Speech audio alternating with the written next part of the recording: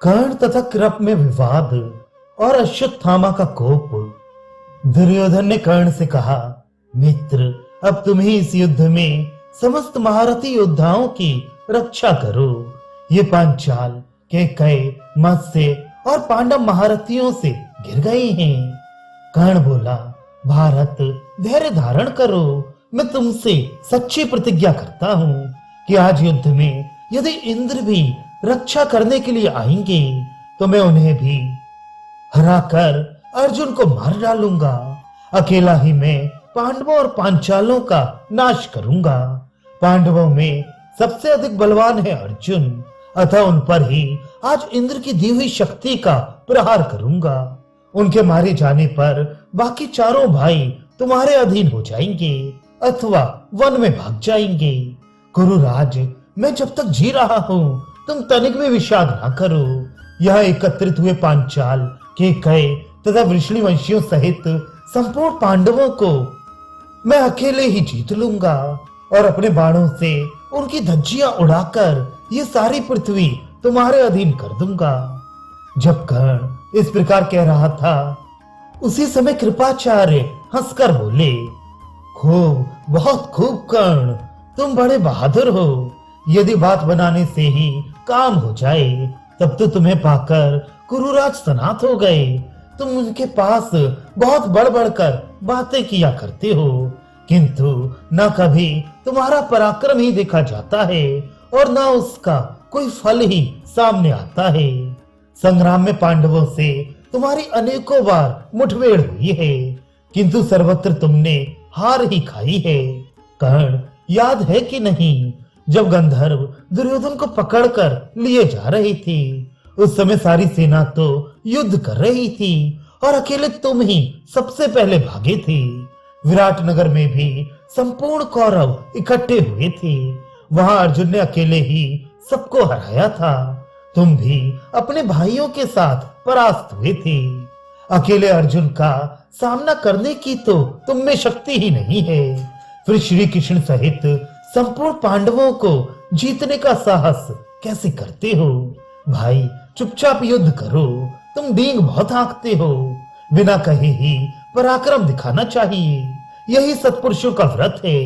जब तक अर्जुन के बाण तुम्हारे ऊपर नहीं पड़ रहे हैं तभी तक गरज रहे हो। जब उनके बाणों से घायल होगे तो सारी गर्जना भूल जाएगी।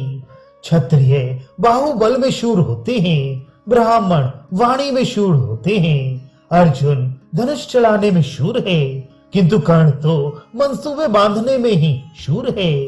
जिन्होंने अपने पराक्रम से भगवान शंकर को संतुष्ट किया है, उन अर्जुन को भला कौन मार सकता है?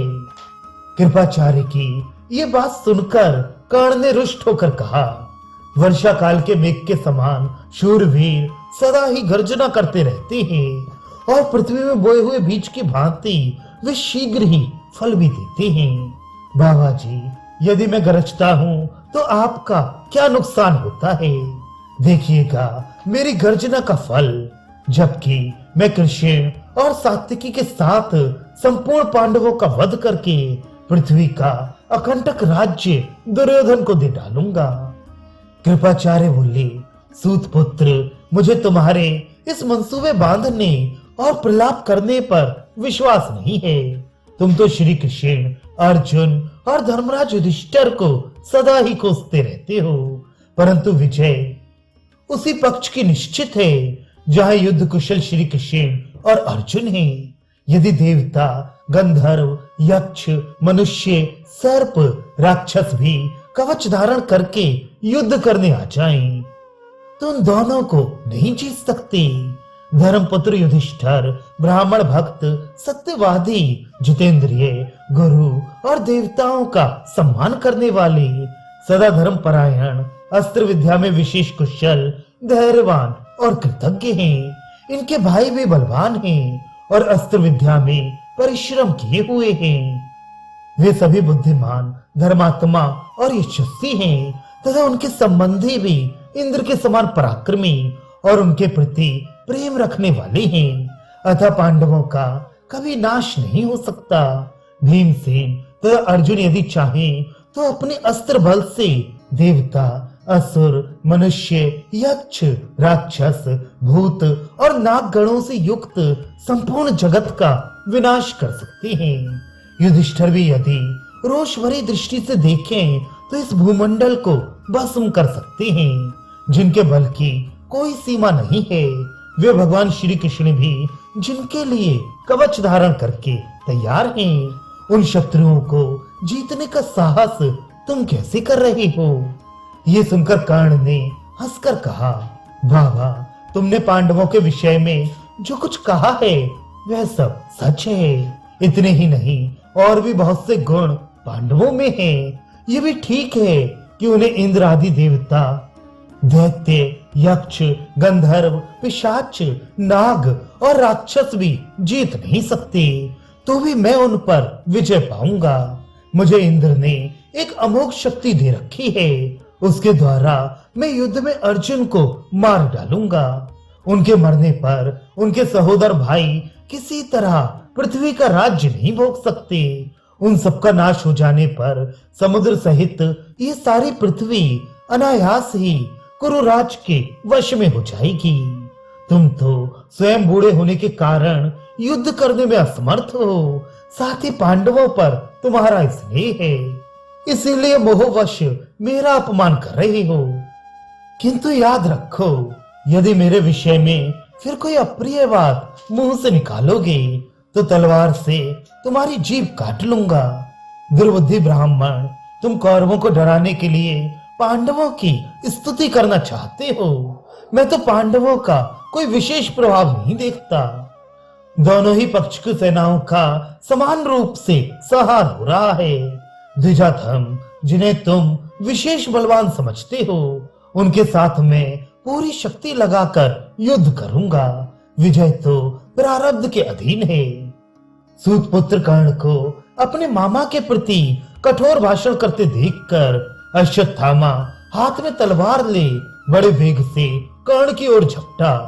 दुर्योधन के देखते देखते वह कर्ण के पास आ पहुंचा और अत्यंत क्रोध में भरकर बोला, अरे नीच, मेरे मामा शूरवीर हैं और ये अर्जुन के सच्चे गुणों का कीर्तन कर रहे हैं, तो भी तू अर्जुन से द्वेष होने के कारण इनका तिरस्कार कर रहा है। तू अपनी ही शूरता की डींग हाका करता है, किंतु जब तुझे हराकर अर्जुन ने तेरे देखते देखते जयद्रथ का वध किया था, उस समय कहाँ था तेरा पराक्रम और कहाँ गए थे तेरे अस्त्र शस्त्र? जिन्होंने युद्ध में साक्षात महादेव जी को संतुष्ट किया है, उन्हें जीतने को तू व्यर्थ ही मंसूबे बांधा करता है। श्री कृष्ण के साथ रहते अर्जुन को इंद्र आदि देवता और असुर भी हरा नहीं सकते, फिर तू कैसे जीत सकता है?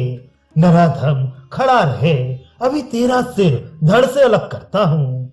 यह कहकर वह बड़े वेग से कर्ण की ओर बढ़ा, किंतु स्वयं राजा दुर्योधन और कृपाचार्य ने उसे पकड़कर रोक लिया। कर्ण कहने लगा, ये दुर्बुद्धि नीच ब्राह्मण अपने को बड़ा शूर और लड़ाका समझता है। गुरुराज, तुम रोको मत, छोड़ दो, जरा इसे अपने पराक्रम का भी मजा चखा दूं। अश्वत्थामा ने कहा, मूर्ख सूत पुत्र, तेरा ये अपराध हम तो सह लेते हैं, किंतु अर्जुन तेरे इस बड़े हुए घमंड का अवश्य नाश करेगा।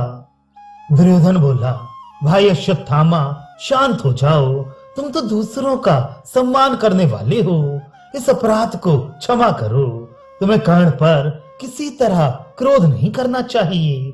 विप्रवर, मैंने तो तुम पर और कर्ण, कृप, द्रोण, शल्य तथा शकुनी पर ही इस महान कार्य का भार दे रखा है। इस प्रकार राजा के मनाने से अश्वत्थामा का क्रोध शांत हो गया। कृपाचार्य का स्वभाव भी बड़ा कोमल था। वे शीघ्र ही सदय होकर बोले, सूत पुत्र, हम तो तेरे अपराध को क्षमा कर देते हैं, परंतु तेरे बड़े हुए घमंड का अर्जुन अवश्य नाश करेगा।